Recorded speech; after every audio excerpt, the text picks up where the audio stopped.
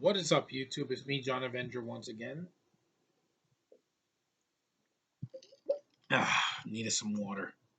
Anyway, welcome to another review of movie, sequels slash prequels, and this is a horror film from like the late '90s that came out a couple years after the original. It's kind of sequel prequel thing because there's an actor in it that was in the first one, but he died in the first one. So this is kind of like a prequel, but it's also a sequel because it doesn't have the same characters from the first film, uh, Tarantino and George Clooney's characters. But this is a different cast for the most part, except for one, and that is From Dusk Till Dawn 2, Texas Blood Money.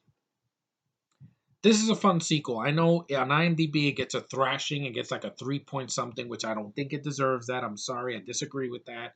I have not seen the third movie, but I heard that it was a terrible prequel with how they came up with the how they explained of Pandemonium, whatever her name is, the girl from the first movie, played by Salma Hayek. Yeah, well, how she came to be, and I don't care about that character in the first film. But here, this is a low budget but underrated sequel. I think the cast is fine. You have Robert Patrick, who is a great lead. I think he's very underrated in this film. I think this was after the Terminator film, Terminator 2.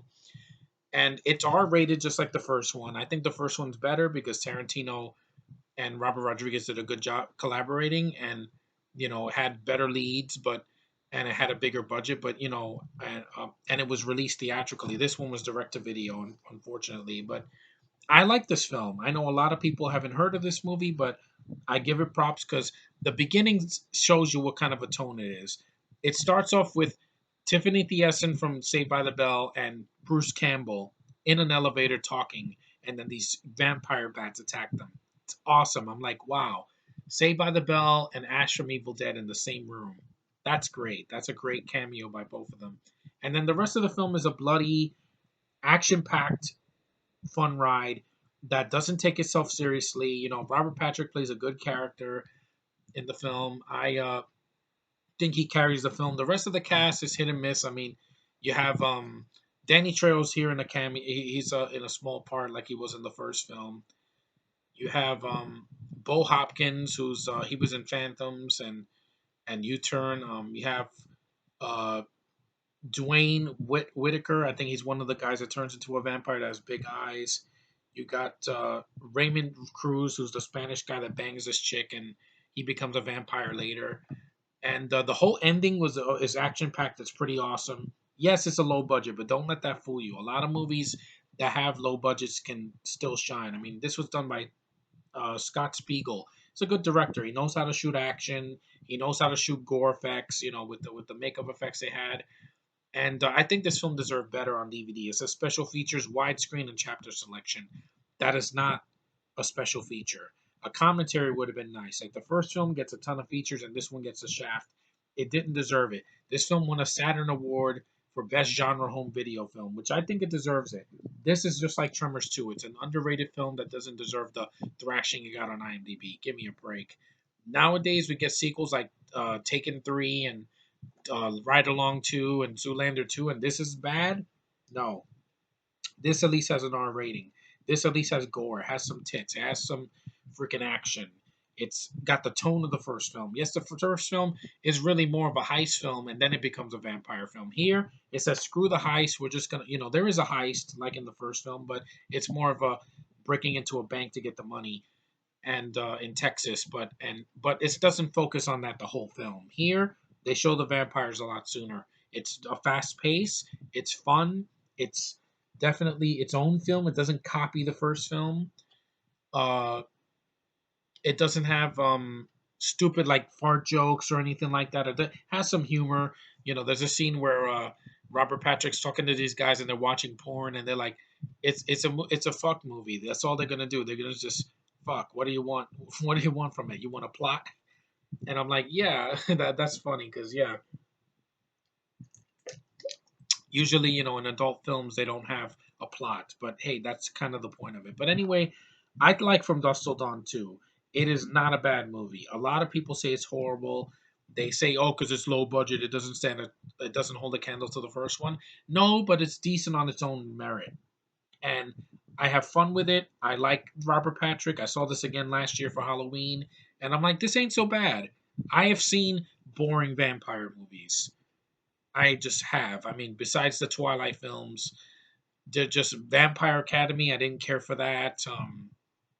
There was some other vampire movies on like Sci-Fi Channel that were horrible, or just I've seen worse. I think this movie isn't so bad. It's fun, it's action packed, it's low budget, but it's got a charm to it because it's low budget, and it's 88 minutes long.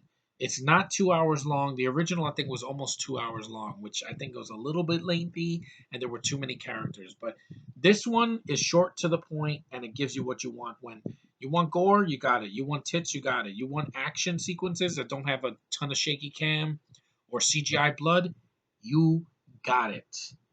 And I don't think this film deserved to tank. It didn't deserve to be a direct to video. It should have been in some theaters, even a limited release. I would have enjoyed it. Granted, I was 14 when it came out, so but it's a fun movie, and I'm glad to have it on DVD. It's worthy of the first film. It stands on its own, and you can forget about the third one, which I probably will see, but I'm not going to enjoy it compared to this because that has Wilmer Valderrama as a lead, and he's not a good actor. The best thing he did was that '70s show. That's it. Here, I like Robert Patrick. It's fun and underrated, and I think you guys should give it a watch. See the first one, then see this, and you won't be so upset about it because you're like, okay, the first one was really good, and it was a heist film that had vampires in the third act. Here, you get a small heist, then you get the vampires a lot sooner, so it's very very quick. It doesn't waste your time. There are some flaws. There's some shoddy CGI with the vampire bats, but there's not too much of it. There's no CG blood.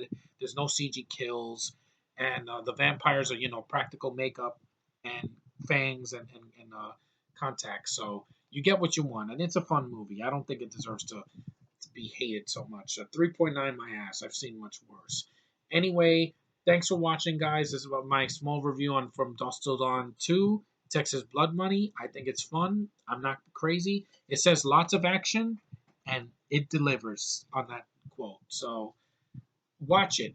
Definitely something I would watch for Halloween. It's definitely horror related. So but with some action in it to keep you interested. Anyway, thanks for watching, liking, subscribing, commenting. You guys are great. Love you guys. I want to do more videos like this. And the next time we'll be reviewing something more mainstream, but I'm going to give my honest thoughts on it. So stay tuned for that. Later.